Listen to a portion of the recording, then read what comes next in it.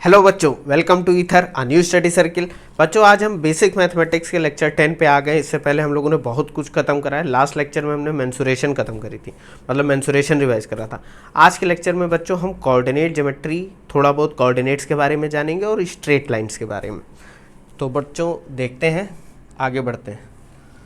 देखो बच्चों, coordinate geometry में हम लोग पढ़ेंगे क्या क्या, पहले ये देख लेते हैं। कोऑर्डिनेट ज्योमेट्री या ज्योमेट्री में क्या क्या पढ़ेंगे। ज्योमेट्री हमें नहीं पढ़नी, बेसिकली हमें कुछ शेप्स के बारे में कुछ डिटेल जाननी है जो आपने पढ़ रखा है, बस हम रिवाइज करेंगे क्या क्या है। पहले तो कोऑर्डिनेट सिस्टम जान लेंगे कौन कौन से होते हैं, जैसे Cartesian coordinate, polar, right handed, 3 dimensional, cylindrical, spherical. ठीक है, ये सारे टाइप के कोऑर्डिनेट सिस्टम जान लेंगे। अभी तक आपने सिर्फ कार्टेशियन कोऑर्डिनेट सिस्टम शायद देखा होगा 10th तक। और उसके बाद इस लेक्चर में हम सिर्फ बच्चों स्ट्रेट लाइन के बारे में जानेंगे। स्ट्रेट लाइंस की इक्वेशन क्या होती हैं और उनमें क्या क्या फॉर्मूले हम लोगों ने छोटे क्लासेस में पढ़े थे, वो सब हम रिवाइज करेंगे। ट्रायंगल, सर्किल और कोनिक्स, इनकी बच्चों अलग लेक्चर होंगे क्योंकि आप इनकी प्रॉपर्टी भूल चुके हो। बहुत सी चीज़ें आप भूल चुके हो कि मानो चाहे ना मानो। तो नेक्स्ट वीडियोज़ में हम ये देखेंगे। इस लेक्चर में हम सिर्फ कोऑर्डिनेट और स्ट्रेट लाइन के बारे में देखेंगे। तो बच्चों कोऑर्डिनेट्स क्या होते हैं। कोऑर्डिनेट जैसे बोलते नहीं हो कि मैं यहाँ पर हूँ इतने लैटिट्यूड इतने लॉन्गिट्यूड में। बेसिकली कोऑर्डिनेट्स क्या है, कोऑर्डिनेट पॉइंट की लोकेशन है। तो किसी अगर पॉइंट की लोकेशन बतानी है तो हम क्या यूज़ करते हैं, कोऑर्डिनेट्स। अच्छा, आप कोऑर्डिनेट्स के लिए एक रेफरेंस पॉइंट चाहिए होता। जैसे मैं कह दूँ कि मैं यहाँ यूपी में लखनऊ में हूँ, ठीक है, और आप कहीं मुंबई महाराष्ट्र में बैठे हुए हैं, तो मैं आपके रेफरेंस से अपनी लोकेशन बताऊंगा ना। ऐसा तो कह नहीं दूंगा कि मैं यूपी लखनऊ में हूँ, जहाँ भी हो वहाँ से आ जाओ, जितनी दूरी है वो सब मैं कैसे बता पाऊंगा। तो रेफरेंस बहुत ज़रूरी है। तो कोऑर्डिनेट सिस्टम बच्चों कितने टाइप के होते हैं ये देख लेते हैं। पहला जो आपने पढ़ भी रखा है, कार्टेशियन कोऑर्डिनेट, या इसको रेक्टेंगुलर कोऑर्डिनेट सिस्टम बोलते हैं। अब 2 डायमेंशनल पहले बच्चों देख लेते हैं। 2 डायमेंशनल क्या है, मतलब सिर्फ एक प्लेन में होगा, एक प्लेन में, मतलब हम थर्ड डायमेंशन की बात नहीं करेंगे। तो बच्चों 2 dimensional coordinate system, rectangular coordinate system में आपने पढ़ा होगा कि एक होती है एक्स एक्सिस, एक होती है वाई एक्सिस। जहाँ पर ये इंटरसेक्ट करते हैं उसको बोलते हैं ओरिजिन। क्या बोलते हैं बच्चों, ओरिजिन। ओरिजिन क्योंकि ये हम रेफरेंस पॉइंट की तरह लेते हैं इसको। ओरिजिन से इधर अगर हॉरिजॉन्टली चलोगे तो पॉजिटिव एक्स एक्सिस, और उधर चलोगे तो left side negative x axis. ऊपर जाओगे तो पॉजिटिव वाई एक्सिस, नीचे जाओगे तो नेगेटिव वाई एक्सिस। अब अगर कोई पॉइंट मान लो P है, इसकी पोजीशन पता करनी हमको ओरिजिन के रिस्पेक्ट में, तो हम क्या करेंगे, हम पहले ओरिजिन से हॉरिजॉन्टली चलेंगे एक्स एक्सिस पर, मान ले x दूरी चले, उसके बाद ऊपर बढ़ जाएंगे y दूरी चलेंगे, तो हम कह देंगे कि हम P पर पहुंच गए। तो यानी कि इस पॉइंट की लोकेशन क्या होगी ओरिजिन के रिस्पेक्ट में, x, y। यानी x एक्सिस पर आप x यूनिट चले और y एक्सिस पर y, स्मॉल y यूनिट चले। बात समझे कि नहीं। तो x y को बोलते हैं कोऑर्डिनेट्स ऑफ P, ये आपको पता भी होगा। इस टाइप के कोऑर्डिनेट सिस्टम में बच्चों 4 भाग होते हैं जिनको हम 4 क्वाड्रेंट्स कहते हैं। पहला, दूसरा क्वाड्रेंट, ये आपको याद होगा, ये तीसरा क्वाड्रेंट और ये चौथा क्वाड्रेंट। पहले क्वाड्रेंट में बच्चों, पहले क्वाड्रेंट में x पॉजिटिव होता है, y भी पॉजिटिव होता है। देखो अगर यहाँ पर कोई पॉइंट है तो वो x भी पॉजिटिव, मान लो +2 और +2, यानी कि दोनों x और y एक्सिस पे प्लस और प्लस। बात समझ गई कि नहीं। दूसरे कोऑर्डिनेट जो क्वाड्रेंट है आपका, उसमें x निगेटिव होता है, y लेकिन पॉजिटिव होता है, ये भी आपको पता होगा। x negative, y positive. क्यों ऐसा, क्योंकि x निगेटिव एक्सिस पे ओरिजिन से लेफ्ट साइड में जा रहा है ना, इसलिए। और थर्ड क्वाड्रेंट में बच्चों दोनों ही निगेटिव होते हैं। देखो x भी निगेटिव है और y भी निगेटिव है। क्वाड्रेंट यानी कि एक का चौथा हिस्सा। तो ये पूरा अगर एक प्लेन है तो इसका 1/4, 1/4, 1/4, 1/4। बात समझे कि नहीं। फोर्थ क्वाड्रेंट में बच्चों x तो पॉजिटिव है देखो राइट साइड में, लेकिन y क्या है, निगेटिव। ये यहाँ पर लिखा है बच्चों, इसको एक बार देख लो, आपको पता भी होगा। ठीक है, आगे बढ़ते हैं। अब बच्चों बात करते हैं कि ये जो हमने कार्टेशियन कोऑर्डिनेट सिस्टम देखा, ये तो 2 डायमेंशनल में देखा, ये 3 डायमेंशन में कैसा दिखता है। यानी कि अगर स्पेस में कोई एक पॉइंट है तो हम उसको कैसे पता करेंगे। अगर ये x है, ये y है, ये z है, तो उसकी लोकेशन कैसे पता करेंगे। जैसे एक्स वाई प्लेन में करते हैं वैसे यहाँ पर 3 एक्सिस हो जाती हैं। कैसे, यहाँ पर देख लो। जैसे कि यहाँ पर बस बच्चों मैंने उसको घुमा दिया, इसीलिए इसको राइट हैंडेड कोऑर्डिनेट सिस्टम कहते हैं, क्योंकि आप राइट हैंड के एक्सेस से दिखा सकते हो कौन सी x है, कौन सी y है, कौन सी z है। ठीक है, देखो बच्चों यहाँ पर इस एक्सिस को मैंने एक्स एक्सिस कह दिया। ये एक्सिस कौन सी, ये सब आपस में 90 डिग्रीज पर हैं, क्योंकि ये रेक्टेंगुलर कोऑर्डिनेट सिस्टम है। कोई ज़रूरी नहीं है कि जो आप रेफरेंस कोऑर्डिनेट सिस्टम ले रहे हो उसमें सारी एक्सिस के बीच में 90 डिग्री का ही एंगल हो, लेकिन इस लेवल पे हम वही कोऑर्डिनेट सिस्टम ले रहे हैं जिनमें 90 डिग्री का एंगल है, एक्स वाई और जेड एक्सिस। तो बच्चों ये जो एक्स एक्सिस है ये कौन सी एक्सिस है, ये इस प्लेन से, इस बोर्ड के प्लेन से बाहर की एक्सिस है। मतलब अगर मान लेते हैं ये वाई एक्सिस दिखा रहा है, ये वाई एक्सिस, ये जेड एक्सिस, तो ये होगी आपकी एक्स एक्सिस। बात समझ रहे हो, ये होगी आपकी एक्स एक्सिस। तो देखो बच्चों, ये बाहर की तरफ जब आएगा तो पॉजिटिव एक्स एक्सिस, अंदर की तरफ जब जाएगा तो नेगेटिव एक्स एक्सिस। उसी तरह ये एंटी क्लॉकवाइज हमने कोऑर्डिनेट्स को घुमाया, एक्स फिर वाई फिर जेड। तो वाई में क्या है, राइट की तरफ पॉजिटिव और लेफ्ट की तरफ माइनस वाई। उसी तरह ऊपर की तरफ पॉजिटिव जेड, नीचे की तरफ नेगेटिव जेड। किसी किसी बुक में आप बच्चों इसको एक्स देखोगे, इसको वाई देखोगे, इसको जेड, कोई दिक्कत नहीं है, बस वो कोऑर्डिनेट सिस्टम को घुमा दिया गया। बात समझे कि नहीं। अब अगर मैं इसका एक हिस्सा किनारे कर लूं तो देखो ये है, ये एक क्वाड्रेंट। अब बच्चों यहाँ पर क्वाड्रेंट नहीं, यहाँ ऑक्टेंट बनते हैं। ऑक्टेंट का क्या मतलब है, जरा ध्यान से समझना। ऑक्टेंट का मतलब है कि यहाँ पर मान लेते ये हमारा एक्स वाई प्लेन है। कौन सा प्लेन है, एक्स वाई, क्योंकि ये मिलाकर एक प्लेन बन जाएगा ऐसे। यहां पर है वाई, ये है हमारा एक्स, ये एक प्लेन बन गया। बात समझे कि नहीं। अब ये हमारा है एक और दूसरा प्लेन जो इसको कट कर रहा है, और ये जहां पर कट कर रहा है ये हमको सामने से दिख रहा है। बात समझो, ये अगर बीच से हम एक एक्सिस निकाल दें ऐसे और ऐसे, तो हमने इतना हिस्सा, ये वाला हिस्सा, ये यहाँ पर दिखा है। एक प्लेन और होगा आपका तीसरा प्लेन, ये हो गया। ये बच्चों थोड़ा कंफ्यूजिंग हो गया होगा डायग्राम, बस आप इतना समझो कि यहाँ पर 8 ऑक्टेंट हैं, यानी कि ऐसे एक प्लेन ये आया, एक प्लेन ये आया और एक प्लेन हॉरिजॉन्टल। तो यहाँ पर बच्चों ऐसा कुछ बन गया है। कैसा बन गया है, ये एक ऑक्टेंट ऐसा दिखेगा आपको। ऐसे 8 ऑक्टेंट होंगे इसके बगल में, इससे पीछे और उसके पीछे। बात समझे कि नहीं। यहाँ पर ये y, ये x और ये z, ये ओरिजिन। इसी को मैंने यहाँ पर दिखा दिया है। इसको बोलते हैं एक्स वाई प्लेन, इसको बोलते हैं वाई जेड प्लेन, और इसको बोलते हैं एक्स जेड प्लेन। मतलब जो दो एक्सेस आपको विजिबल हैं वही प्लेन बोल दिया जाता है। बात समझे कि नहीं। या कभी कभी एक्स के परपेंडिकुलर जो प्लेन होता है उसको एक्स प्लेन बोलते हैं। मतलब एक्स एक्सिस के परपेंडिकुलर कौन सा प्लेन है, एक्स एक्सिस तो बाहर निकली है, ये वाई जेड प्लेन है, तो एक्स एक्सिस वाला प्लेन क्या बोला जाएगा, वाई जेड प्लेन। बात समझ गए कि नहीं। अब जैसे यहाँ पर कोई पॉइंट P है, इसकी लोकेशन पता करनी है, कुछ नहीं करना है, जैसे पहले कर रहे थे हम। एक्स एक्सिस पे मान लेते x चले, यहाँ तक x आए, फिर y एक्सिस में y चल दिए और z एक्सिस पे z चल दिए और यहाँ पर पहुँच गए। तो इसके कोऑर्डिनेट क्या हो जाएंगे, x, y, z। बात समझे, ये बहुत सिंपल है, ये आपको पता भी होगा, देख लो एक बार। आगे बढ़ते हैं। पोलर कोऑर्डिनेट सिस्टम, ये बच्चों हो सकता है आपको आपने ना सुना हो, अगर नहीं सुना है तो देख लो, बहुत सिंपल है। देखो जैसे बच्चों पोलर स्टार होता है, नॉर्थ स्टार होता है, ध्रुव तारा जैसे बोलते हो, कि एक पॉइंट की लोकेशन हमको पता करनी है, तो हम एक फिक्स पॉइंट से कैसे पता करें।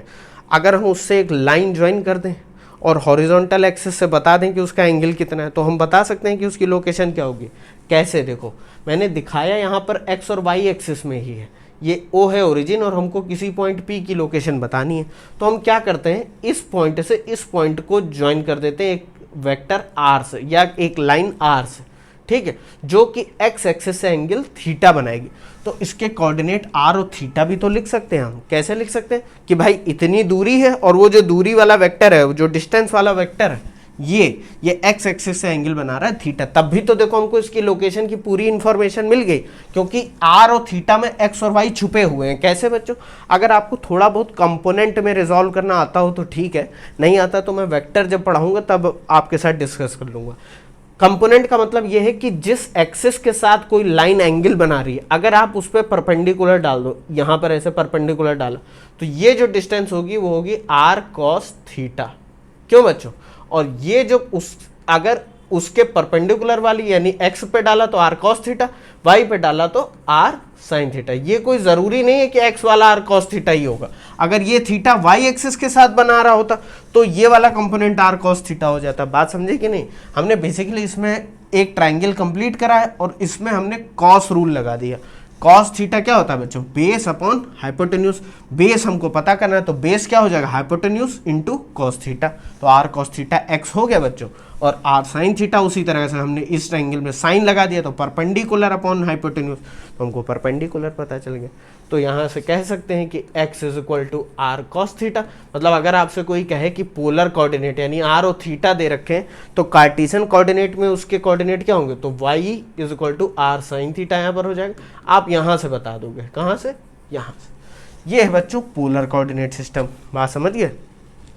तो बच्चों हम लोगों ने 2 डायमेंशनल रेक्टेंगुलर देख लिया, 3 डायमेंशनल रेक्टेंगुलर कोऑर्डिनेट सिस्टम देख लिया। अब ये 2 थोड़े नए हैं आपके लिए। ये क्या है, सिलेंड्रिकल कोऑर्डिनेट सिस्टम और स्फेरिकल कोऑर्डिनेट सिस्टम। बच्चों सिलेंड्रिकल कोऑर्डिनेट सिस्टम का मतलब ये है कि अगर आप इमेजिन करो कि एक ये सिलेंडर बेलन है, ठीक है, और यहाँ पर कोई एक पॉइंट है P, तो आप इसकी पोजीशन कैसे बता सकते हो, ये पॉइंट P है, इसकी पोजीशन कैसे क्योंकि ये तो एक सिलेंडर है, बात समझो। हम ऐसे बता सकते हैं पोजीशन कि अगर हम एक वेक्टर R ले लें, इसकी सेंटर एक्सिस है, जो कि एंगल थीटा बना रहा है ओरिजिन से, मतलब इसके सेंटर से, और ऊपर भी बढ़ जाए तो हमको P तक पहुंच जाएंगे। ये आपको बिल्कुल नहीं समझ में आ रहा होगा क्योंकि ये कंफ्यूजिंग, मेरे ही नहीं समझ में आ रहा। आप इसको देखो तब आप सब समझ जाओगे। जैसे कि एक पॉइंट P है ये यहाँ पर, ठीक, इसकी पोजीशन पता करनी, तो एक और तरीका है जिससे हम पोजीशन पता कर सकते हैं। क्या, ऊपर से लाइट मारी, ऊपर से लाइट मारो, लाइट मतलब ऐसा कोई फिजिकल लाइट नहीं है, मतलब प्रोजेक्शन इसका, ऐसे ऊपर से देख रहे हैं ऐसे इस पॉइंट को, तो ये हमको एक्स वाई प्लेन पे कहीं यहाँ दिखेगा। ये x है और ये y एक्सिस है कि नहीं है। अगर हम इस पॉइंट को z एक्सिस से ज्वाइन कर दें एक डिस्टेंस r या एक वेक्टर r से, ये r है जो कि x एक्सिस से एंगल बना रहा है फाई, बात समझो, और इसी पॉइंट की इस पॉइंट से दूरी क्या है, z। तो हम कह देंगे कि इसकी पूरी लोकेशन आप 3 टर्म में दिखा सकते हो, r, फाई और z। कैसे, हम क्या करें, r आगे बढ़े कितने एंगल पर, फाई एंगल पर, r आगे बढ़े और z ऊपर बढ़ गए तो हम पॉइंट P पे पहुंच गए, क्योंकि इस r और फाई में x और y की इंफॉर्मेशन छुपी हुई है जैसे वहां पर था।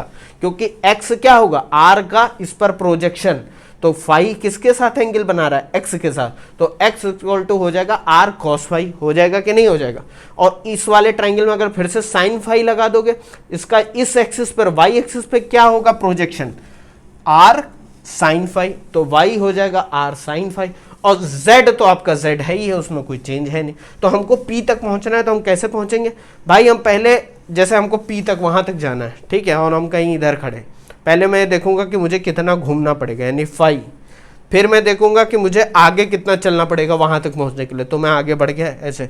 अब मुझे ऊपर जाना है तो मैं ये उड़ के नहीं दिखा सकता ना, तो ये z ऊपर चले गए, बात समझे। r फाई और z में पूरी लोकेशन इसकी छुपी हुई। r को बच्चों बोलते हैं रेडियल डायरेक्शन, फाई को टेंजेंशियल, और z हो गया एक्सियल, क्योंकि सिलेंडर में ये तीनों होती हैं ऐसे, रेडियस r, ठीक है, एंगल ये जो बना रहे हो फाई, ये पूरा 360 हो जाएगा तो कहीं भी जा सकते हो आप पूरे प्लेन में। ये हो गया टेंजेंशियल क्योंकि टेंजेंट पड़ रहा है, बात समझो, और ये एक्सिस इसकी हो गई तो ये z एक्सिस एक्सियल, बात समझे। ये हो गया सिलेंड्रिकल कोऑर्डिनेट सिस्टम, बहुत सिंपल है। उसी तरह से बच्चों स्फेरिकल कोऑर्डिनेट सिस्टम में किसी स्फेयर की सरफेस का हम यूज कर सकते हैं पॉइंट की लोकेशन पता करने में, ठीक है। अभी मैं बता दूंगा कि ये अलग अलग कोऑर्डिनेट सिस्टम यूज करने की जरूरत क्यों पड़ती है, मैं बता दूंगा। देखो बच्चों स्फेरिकल कोऑर्डिनेट सिस्टम में हमको P तक पहुंचना है, तो अब हम कैसे पहुंचेंगे, हम ओरिजिन से एक, मतलब वो P है, हम ओरिजिन से एक लाइन ज्वाइन कर देंगे R, जैसे उसमें कर रहे थे वैसे इसमें कर दिया, और ये जो R है, ये जो R है वो मेरी एक्सिस, यानी मेरी एक्सिस अभी Z एक्सिस है, Z एक्सिस, उससे एंगल बना रहा है थीटा, ये R एंगल बना रहा है थीटा। और इसको ऊपर से फिर से देखेंगे हम, ऊपर से यहाँ से देखेंगे, तो यहाँ से देखेंगे तो इसका प्रोजेक्शन एक्स वाई प्लेन पे कहीं यहाँ आएगा, आएगा कि नहीं आएगा। और इस R का प्रोजेक्शन, ये जो लाइन ज्वाइन कर रही है ये ऐसे टेढ़ी टेढ़ी लाइन, इसको ऊपर से देखोगे तो ये सीधी सीधी लाइन दिखेगी एक्स वाई प्लेन में ऐसे। यहाँ से देखो इसको, यहाँ देखने की कोशिश करो इसको, यहाँ आंखें बना दी मैंने, यहाँ से देखो तो ये R यहाँ पर ऐसा दिखेगा। इसके बच्चों फिर वही 2 कंपोनेंट हो जाएंगे, एक देखो एक्स एक्सिस पे ये और एक वाई एक्सिस पे ये, बात समझे कि नहीं। तो हमको करना कुछ नहीं है, R का एक्स वाई प्लेन पे प्रोजेक्शन, यानी कि ऐसे देखने पर वो डिस्टेंस क्या होगी, तो आर साइन थीटा ये वैल्यू हो जाएगी आर साइन थीटा, और हम ये देख लेंगे कि ये एक्स एक्सिस से कितना एंगल बना रहा है, ये वाला वेक्टर ये बना रहा है एंगल फाई, ये हम देख लेंगे। तो अगर ये फाई एंगल बना रहा है तो बस हमको एक्स वाई, अल्टीमेटली हमको एक्स वाई पता करना है। तो आर साइन थीटा पता चल गया, क्योंकि आर का ये वाला कंपोनेंट यानी इस पे गिरा दिया हमने, एक्स वाई प्लेन पे गिरा दिया, तो आर साइन थीटा। और एक्स एक्सिस पे इसका कंपोनेंट क्या हो जाएगा, ये वाली लेंथ कॉस फाई, देखो ये वाली length cos phi, r sine theta cos phi, ये हो गया एक्स, ये वाली लेंथ साइन फाई, ये वाली लेंथ साइन फाई, ये हो गया वाई एक्सिस पे वाई की दूरी, ये वाई चले मतलब फिर x चले, मतलब यहाँ से y है, यहाँ से x है, और फिर ऊपर चलेगी।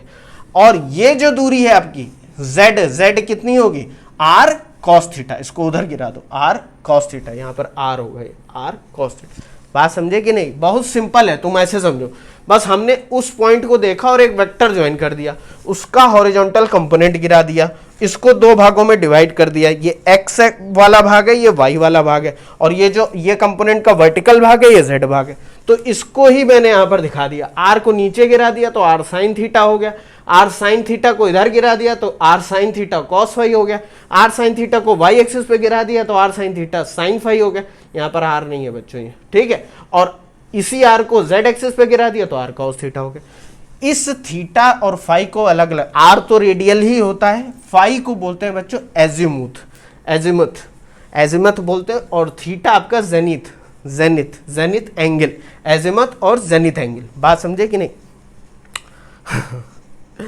अब आप सोचोगे सर ये सब पढ़ क्यों रहे हैं? देखो बच्चों, मुझे बताना था इसलिए मैंने बता दिया, इस लेवल की फिजिक्स में अभी काम नहीं आएगा, लेकिन जब आप इलेक्ट्रिसिटी पढ़ोगे, देखो बच्चों होता क्या है कि अगर मान लो कोई क्यूब है, ठीक है, और उसमें चार्ज का डिस्ट्रीब्यूशन पढ़ना है या कुछ ऐसा कुछ पढ़ना है, फ्लो पढ़ना है, फ्लो यानी कि पानी इधर से आ रहा है इधर से निकल रहा है, तो अंदर क्या क्या पैटर्न पानी बनाएगा। तो क्यूब है तो आप कैसे भी मान लो कार्टीजन कोऑर्डिनेट सिस्टम ले सकते हो, रेक्टेंगुलर कोऑर्डिनेट सिस्टम। अब मान लो यही स्फेयर हो जिसमें चार्ज का डिस्ट्रीब्यूशन पता करना हो, तो आप स्फेयर में तो इस डायरेक्शन में भी चार्ज है, इस डायरेक्शन में भी, इधर भी नंबर ऑफ इनफाइनाइट डायरेक्शन, उसमें अगर आप एक्स वाई जेड एक्सिस ले लोगे तो आप परेशान हो जाओगे। तो अगर स्फेरिकल ऑब्जेक्ट की स्टडी है, उन स्फेरिकल ऑब्जेक्ट में किसी पॉइंट की स्टडी करनी हो तो आप स्फेरिकल कोऑर्डिनेट सिस्टम लो। अगर सिलेंड्रिकल कोई बॉडी है उसमें किसी पॉइंट की स्टडी करनी है तो आप सिलेंड्रिकल कोऑर्डिनेट सिस्टम लो। और ऐसा कोई ज़रूरी नहीं, अगर आप बहुत बड़े गणितज्ञ बन गए तो आप कहीं भी कोई भी कोऑर्डिनेट सिस्टम यूज़ कर लोगे, क्योंकि मैथ तो आपकी चुटकियों पे। बात समझे कि नहीं? इसको देख लो एक बार, मैं नहीं चाहता हूं कि आप इनको रटो, आप बस एक्स वाई एक्सिस जान गए, पोलर जान गए, इतना बहुत है, लेकिन इनको एक बार देख लो। आगे बढ़ते हैं बच्चों, स्ट्रेट लाइन के बारे में बच्चों थोड़ा जान लेते हैं, हम लोग रिवाइज करेंगे बहुत जल्दी से। क्या बच्चों देखो, अगर एक्स वाई प्लेन में कोई लाइन है ए बी जिसकी डिस्टेंस डी मतलब लेंथ डी है, और ए के कोऑर्डिनेट्स है x1, y1 और b के कोऑर्डिनेट है x2, y2, तो आपने पढ़ा होगा कि इस लाइन की लेंथ कितनी होगी, लाइन की लेंथ या डिस्टेंस बिटवीन टू पॉइंट्स, ये आपने पढ़ा रखा था कि नहीं? डिस्टेंस बिटवीन टू पॉइंट्स होगी under root x1 minus x2 का whole square, y1 minus y2 का होल स्क्वायर। अब ये बच्चों मुझसे पूछने ना लगना कि सर आया कैसे, ये मैं बहुत जल्दी से बताता हूँ। x1 माइनस x2 का, ये x1 y1 का क्या मतलब है, ये हो गया x1 और ये हो गया y1, यही तो इस पॉइंट की लोकेशन A, और पॉइंट B का मतलब क्या है, ये ओरिजिन से हो गया x2 और ये हो गया y2, यही तो ये जो दूरी है, ये जो दूरी बची है, ये हो जाएगी x2 माइनस x1, हो जाएगी कि नहीं? और ये जो दूरी है ये हो जाएगी y2 माइनस y1, हो जाएगी कि नहीं हो जाएगी? तो ये डिस्टेंस परपेंडिकुलर है, ये पाइथागोरस थ्योरम लगा दो, ये d है, तो hypotenuse square is equal to perpendicular square plus base square, वही यहाँ पर लिखा हुआ है। अगर ये 3 डायमेंशनल में होता यानी z भी होता तो हम कुछ नहीं, x1 minus x2 square plus y1 minus y2 का whole square plus z1 minus z2 का स्क्वायर, ये आपने पढ़ रखा होगा, एक बार देख भी लो। अब बच्चों कुछ और चीज़ें जान लेते हैं जो आपने 9-10 में पढ़ी होंगी लेकिन आप भूल गए होंगे। क्या कि अगर कोई लाइन है जिसमें एक पॉइंट है, coordinates of the point x, y, point P मान लेते हैं, पॉइंट P जिसको x, y उसके कोऑर्डिनेट हैं, dividing the line joining points A and B in ratio m/n internally, यानी कि अगर हम ए बी एक लाइन ले लें जहां ए के कोऑर्डिनेट x1 y1 है, बी के कोऑर्डिनेट x2 y2 है, तो पॉइंट P कोई एक ऐसा पॉइंट है जो इस लाइन को m/n में डिवाइड कर रहा है। m/n मतलब कि AP अपॉन PB, ये m/n आ जाएगा। बात समझे कि नहीं? मतलब जो भी मान लो इसका दूसरा हिस्सा है, ये तीसरा हिस्सा है, ये 1/3 है, ये 2/3 है, ऐसा करके, लेकिन ये पॉइंट इस लाइन के अंदर ही होना चाहिए। तो उसके कोऑर्डिनेट बच्चों क्या होते थे? x के कोऑर्डिनेट होते थे, यानी कि इस पॉइंट के कोऑर्डिनेट क्या होंगे? ये पॉइंट कहाँ पे होना चाहिए अगर इसको m और n में डिवाइड करना है? mx2 plus nx1 upon m+n। ये याद आ रहा होगा आपको, बहुत शायद आपने 9th में पढ़ा हो। ये y के कोऑर्डिनेट क्या होंगे? my2 plus ny1 upon m+n। ये तब जब ये पॉइंट ए बी के अंदर लाई कर रहा हो। देख लो एक बार इसको, ठीक है बच्चों, ये समझ गए हो? आगे बढ़ते हैं। कोऑर्डिनेट्स ऑफ मिड पॉइंट, अगर यही पॉइंट इसको 1:1 में डिवाइड कर दे, 1:1 यानी कि ये हिस्सा और ये हिस्सा बराबर है, इसको बीच से काट दिया, तो उसके पॉइंट क्या होंगे? कोऑर्डिनेट्स क्या होंगे? x1 plus x2/2 y1 plus y2/2। ये आपको सब बेसिक मैथमेटिक्स है, बहुत 9th-10th की मैथमेटिक्स है। अब यहीं पर बच्चों ये अब थोड़ा देख लो कि अगर वही पॉइंट ए बी को एक्सटर्नली डिवाइड कर रहा हो m/n में, एक्सटर्नली मतलब कि AP अपॉन BP ये m/n आ जाए। बात समझे? ये अपॉन ये m/n आ जाए। तो एक्सटर्नली जब डिवाइड करेगा तो इसके कोऑर्डिनेट जो होंगे x, y, वो x होगा mx2 minus nx1 upon m-n, और y होगा my2 minus ny1 upon m-n। बात समझे? देखो, इंटरनली और एक्सटर्नली में बस कोऑर्डिनेट का डिफरेंस है, प्लस का और माइनस का। इंटरनली है तो बीच में प्लस है, एक्सटर्नली है तो बीच में माइनस। समझ गए? तो अब बच्चों देखते हैं इक्वेशंस ऑफ स्ट्रेट लाइन। अब बात आती है कि हमने कोऑर्डिनेट में जो एक्चुअली हम लोग इतना सब कोऑर्डिनेट सिस्टम पढ़ रहे हो, पढ़ क्यों रहे हैं? धीरे धीरे आगे बढ़ेंगे। पहले स्ट्रेट लाइंस, फिर कोनिक्स पे जाएंगे, तब आपको और अच्छा लगेगा। अच्छा तो क्या ही लग रहा होगा, लेकिन पढ़ लेते हैं। Equations of straight line general form, आपने पढ़ा होगा कि किसी स्ट्रेट लाइन की इक्वेशन से ये मतलब होता है बच्चों, हम इक्वेशन क्यों निकालते हैं? पहले तो आप ये सोचो। देखो बच्चों, इक्वेशन इसलिए निकाली जाती है क्योंकि अगर आपको किसी लाइन पे 2 पॉइंट पता है और हम कह दें कि आपको तीसरा पॉइंट क्या होगा, मतलब कहीं एक लोकेशन पे तीसरा पॉइंट दे दें कि ए और बी बताए, सी बताओ क्या होगा, तो आपको ऐसा तो है नहीं कि आप लाइन ड्रॉ करके पूरा देखोगे क्या है। अगर आपको इक्वेशन पता हो तो आप कह दो कि भाई हमको एक्स की वैल्यू दे दो, हम वाई की वैल्यू दे देंगे, या वाई की वैल्यू दे दो, हम एक्स की वैल्यू दे देंगे। तो इक्वेशन का मतलब होता है कि वो लाइन किस पैटर्न को फॉलो कर रही है, क्योंकि एक्स वाई प्लेन में वो ऐसे ऐसे ऐसे ऐसे कहीं भी हो सकती है, तो वो किस पैटर्न को फॉलो करेगी वो इक्वेशन बताती है। जनरल फॉर्म इक्वेशन लाइन की क्या होती है? ax plus b y plus c is equal to 0। यहाँ पर पावर सबकी 1 होगी, स्क्वायर मत कर देना वरना वो लाइन नहीं रह जाएगी। बात समझना, a कोफिशिएंट, b है कोफिशिएंट, c भी एक कांस्टेंट। ये जनरल फॉर्म आपने पढ़ रखी है। दूसरा बच्चों क्या है? Equation of x axis. Equation of x axis क्या होता है? y is equal to 0। ये भी पढ़ा होगा। क्यों?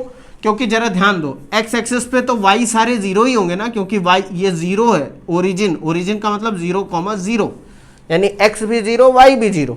तो जब हॉरिजॉन्टली चलोगे एक्स एक्सिस पे तो y तो देखो यहाँ 0 ही है ना, y तो 0 है। तो equation of x axis y is equal to 0। उसी तरह इक्वेशन ऑफ y एक्सिस यानी y पे जब चलोगे तो x 0 होगा, x इज इक्वल टू 0। ये सब पढ़ रखा है आपने। दिक्कत तो यही, पढ़ तो सब रखा है हम लोगों ने, लेकिन भूल गए। अब क्या है ये? Equation of line parallel to x axis. देखो बच्चों, ये भी समझ लेते हैं। मान लें ये एक्स एक्सिस है, ये वाई एक्सिस। अब अगर हमको कोई लाइन है जो कि एक्स एक्सिस के पैरेलल है, तो उसकी इक्वेशन क्या होगी? बहुत सिंपल है। एक्स एक्सिस के पैरेलल का मतलब वो वाई पे कहीं पर पॉइंट काट रही होगी, मतलब वाई पर किसी एक पॉइंट पे होगी। तो देखो यहाँ पर मान लेते हैं ये के दूरी है, तो इसकी इक्वेशन होगी Y is equal to plus minus k जहाँ पर कोई एक नंबर, कोई एक कांस्टेंट है, यानी कि ये एक्स एक्सिस के ऊपर भी हो सकती है तो पॉजिटिव साइन, इसके नीचे होगी तो नेगेटिव साइन। ऐसा क्यों कर रहे हैं बच्चों? समझो, जो लाइन एक्स के पैरेलल होगी उसके हर एक पॉइंट पे एक्स की सेम वैल्यू होगी कि नहीं? सॉरी y की सेम वैल्यू होगी कि नहीं। देखो अगर x पे आगे बढ़ते चले जाओ x के पैरेलल, तो तुम चेंज तो खाली x कर रहे हो ना, y तो उतना ही है। इसीलिए इसकी equation y is equal to plus minus k है, x के ऊपर y equal to plus k, x के नीचे y is equal to minus k. उसी तरह equation of line parallel to y axis के पैरेलल क्या होगी, ये y एक्सिस। तो y एक्सिस के पैरेलल अगर है कोई लाइन तो उस पे सिर्फ और सिर्फ y चेंज होगा, x नहीं चेंज होगा, यानी कि वो ऐसी है लाइन। ये हो गई आपकी x is equal to plus minus के। अगर y के राइट साइड में है तो प्लस के, लेफ्ट साइड में है तो माइनस के, बिल्कुल सेम इसी की तरह। याद आ रहा है कुछ, आपको ध्यान में होगा ये। एक बच्चों ये फॉर्म देख लो, स्लोप इंटरसेप्ट फॉर्म। ये क्या होता है बच्चों, ध्यान से देखते हैं। कुछ नहीं है, ज़्यादा दिमाग नहीं लगाना। स्लोप इंटरसेप्ट फॉर्म मतलब कि अगर एक्स वाई प्लेन है आपका और ये ओरिजिन है, कोई इक्वेशन कोई लाइन है ये ए बी, जो कि वाई एक्सिस पे अगर इसको बढ़ाओ ऐसे, ये लाइन है जो कि वाई एक्सिस पे जो कट कर रही है वो सी दूरी का एक इंटरसेप्ट कर रही है, ये सी लेंथ का एक इंटरसेप्ट है। इंटरसेप्ट यानी वाई को सी डिस्टेंस से काट रही है, और ये जो एंगल बना रही है एक्स एक्सिस से, यानी ये पैरेलल है ना, तो एंगल तो थीटा, ये बना रही है थीटा। तो इसकी इक्वेशन क्या होगी, इसकी इक्वेशन होगी Y is equal to M X plus C. ये आपने पढ़ा होगा, equation of line cutting intercept on Y axis plus C and making slope theta with positive X axis. तो ये होगी y equal to M X plus C, जहाँ m को बोलते हैं बच्चों स्लोप। क्या बोलते हैं, स्लोप। स्लोप यानी कितना झुकाव है उसका, किससे, x से y की तरफ। तो m इज इक्वल टू हो जाता है बच्चों tan थीटा, इसको स्लोप बोलते हैं। ठीक है, tan थीटा, थीटा जहाँ पर x एक्सिस से एंगल है, और c आपका क्या है, c इंटरसेप्ट है, इसीलिए इसको स्लोप इंटरसेप्ट फॉर्म कहते हैं। अब बच्चों एक ये भी एक इक्वेशन देख लो कि अगर कोई लाइन है जो एक पॉइंट x1, y1 से पास हो रही है, मतलब वो कोई पॉइंट है x1, y1, और ये भी बता दिया गया है कि उसमें स्लोप m है, मतलब यहाँ इंटरसेप्ट की बात नहीं करिए, यहाँ सिर्फ स्लोप दे दिया यानी थीटा दे दिया, और कह दिया इस पे कोई एक पॉइंट है जिसके कोऑर्डिनेट है x1, y1। बताओ उस लाइन की इक्वेशन क्या होगी, मतलब वो लाइन कैसी दिखेगी, कैसे दिखेगी, तो वो ऐसी दिखेगी, वो ऐसे दिखेगी। कैसे, इसकी इक्वेशन क्या होगी, y minus y one is equal to m times x minus x1, जहाँ m क्या है, m है tan थीटा, m तो हमेशा tan थीटा रहेगा। ये इक्वेशन भी, इसको स्लोप पॉइंट फॉर्म इक्वेशन बोलते हैं। अब देखो लाइन हमेशा वही है, ऐसा नहीं है कि ये इक्वेशन इससे कुछ अलग है, अलग कुछ नहीं है, बस इस इक्वेशन में इंटरसेप्ट ना देके किसी एक पॉइंट की लोकेशन दे दी गई जो कि उस लाइन पे लाई करता है। बात समझे, इसको देख लो एक बार, आगे बढ़ते हैं बच्चों। Two point form, two point form का क्या मतलब, देखो बात वही है सब, बस खाली ये कहने का तरीका अलग हो रहा है कि भाई हमारे पास जो लाइन है वो दो पॉइंट से होके गुजर रही है, जिनके जो कोऑर्डिनेट्स है वो है x1, y1 और x2, y2। ए बी एक लाइन है x2, y2। तो इसकी इक्वेशन क्या होगी, इसकी इक्वेशन होगी ये y minus y one is equal to y2 minus y one upon x2 minus x1 bracket में x माइनस x1। जहां पर ये y2 minus y one upon x2 minus x1 बच्चों क्या होगा, m यानी स्लोप tan थीटा। कोई आपसे कह दे कि इस लाइन में स्लोप बताओ, ये कितना एंगल बना रही होगी, तो इससे बता सकते हो। कैसे बच्चों, जरा दिमाग, थोड़ा सा अपना दिमाग लगाना। ये अगर मैं ट्राइंगल बना दूं, ट्राइंगल मतलब कि यहाँ से एक परपेंडिकुलर इस पे डाल दूं और यहाँ से भी, तो देखो ये x1 है, ये पूरा x2 है, तो ये x2 माइनस x1 हो जाएगा, और ये पूरा y2 है और ये y1 है, तो ये y2 माइनस y1। तो tan थीटा क्या होता है, परपेंडिकुलर अपॉन बेस, तो y2 minus y1 upon x2 minus x1, यहाँ से आएगा। ये मैंने बस दिखाने के लिए बता दिया, आप ज़्यादा दिमाग मत लगाओ, बहुत सिंपल है ये। फिर बच्चों एक इंटरसेप्ट फॉर्म होती है कि अगर कोई लाइन ऐसी है जो x और y दोनों एक्सिस को काट रही है, x को a डिस्टेंस से, मतलब इंटरसेप्ट जो x पे बना रही है वो a दूरी का, और y पे b, मतलब जो लेंथ ऑफ इंटरसेप्ट है वो b है, मतलब ऐसे काटते हुए जा रही है a b। तो इसकी इक्वेशन क्या होगी, इसकी इक्वेशन ये होगी x upon a plus y upon b is equal to 1। ये सब पढ़ा रखा है आपने, मैं बस रिवाइज करा रहा हूँ, ये शायद आपने ना देखा हो। क्या है ये, नॉर्मल और परपेंडिकुलर फॉर्म। ये क्या है बच्चों, मान लेते हैं कोई एक लाइन है, कोई एक लाइन है ये, ठीक है, कोई भी एक लाइन है। अगर मैं ओरिजिन से इस लाइन पे परपेंडिकुलर डालूं जिसकी लेंथ p हो और जो x एक्सिस से एंगल अल्फा बना रहा हो, तब इस लाइन की इक्वेशन, इस ए बी की इक्वेशन क्या होगी, ये होगी x cos alpha plus y sine alpha is equal to p. P जहां पर लेंथ ऑफ परपेंडिकुलर है, अल्फा जो ये एंगल एक्स एक्सिस से बना रहा है, एक्स वाई क्या होता है, कोई एक पॉइंट की लोकेशन। ठीक है, ये बच्चों शायद आपने ना पढ़ा हो या आपको ध्यान ना हो, पढ़ा तो है क्योंकि मैंने कहीं अलग से नहीं, ये सब हाई स्कूल की ही किताबों से। नॉर्मल या परपेंडिकुलर फॉर्म क्या है, x cos alpha plus y sine alpha is equal to p. तो एक लाइन है जिसपे ओरिजिन से डाले हुए परपेंडिकुलर की लेंथ पी है, जो कि एंगल एक्स एक्सिस से अल्फा बना रहा है। बात समझे। एक चीज ये देख लो, थोड़ा कभी कभी यूज में आ जाती है कि अगर कोई एक लाइन ऐसे दे रखी है, मतलब मान लो 2x plus y plus 3 is equal to 0, ये एक लाइन की ही इक्वेशन है। आपसे पूछ लें कि किसी आर्बिट्रेरी लाइन में, आर्बिट्रेरी मतलब कोई भी लाइन दे दी और पूछ दें कि स्लोप बताओ, तो करना कुछ नहीं है, एक्स का जो कोफिशिएंट है उसका माइनस साइन ले लो, अपॉन में बी, अपॉन में वाई का कोफिशिएंट, तो माइनस का कोफिशिएंट ऑफ एक्स अपॉन में कोफिशिएंट ऑफ वाई, ये क्या हो जाएगा इस केस में माइनस ए अपॉन बी।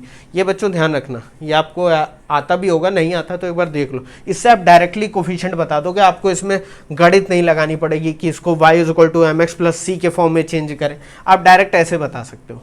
इसको tan थीटा के बराबर कर दो तो एंगल भी बता दोगे। ठीक है बच्चों, आगे बढ़ते हैं।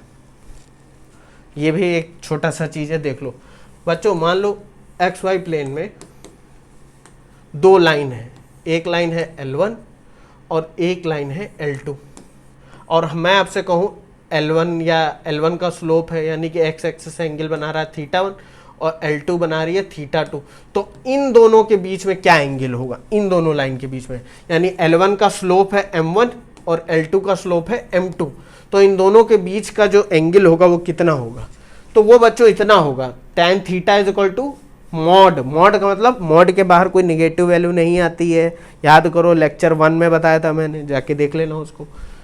तो थीटा जब tan उधर ले जाओगे तो tan इनवर्स हो जाएगा, मॉड में m1 minus m2 upon 1 plus m1a2, इसकी वैल्यू निकाल लो। tan इनवर्स का मतलब होता है कि मान लो ये वैल्यू आ रही होती पूरी 1 अपॉन रूट 3, तो tan इनवर्स 1 अपॉन रूट 3 क्या होगा 30 डिग्री, यानी इन दोनों लाइन के बीच का एंगल क्या होगा 30 डिग्री।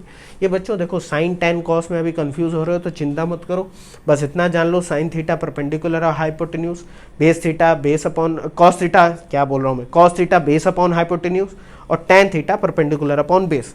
इसके अलावा मैं अभी ट्रिग्नोमेट्री बताऊंगा, उसमें सब रिवाइज हो जाएगा। ठीक, अब बच्चों यहाँ पर दो कंडीशन है, ये आप बहुत ज़्यादा दिमाग में रखना क्योंकि ये काम आने वाली, ये पक्का काम आएगी, ये जितनी बार स्टार मार सकते हो मार लेना है।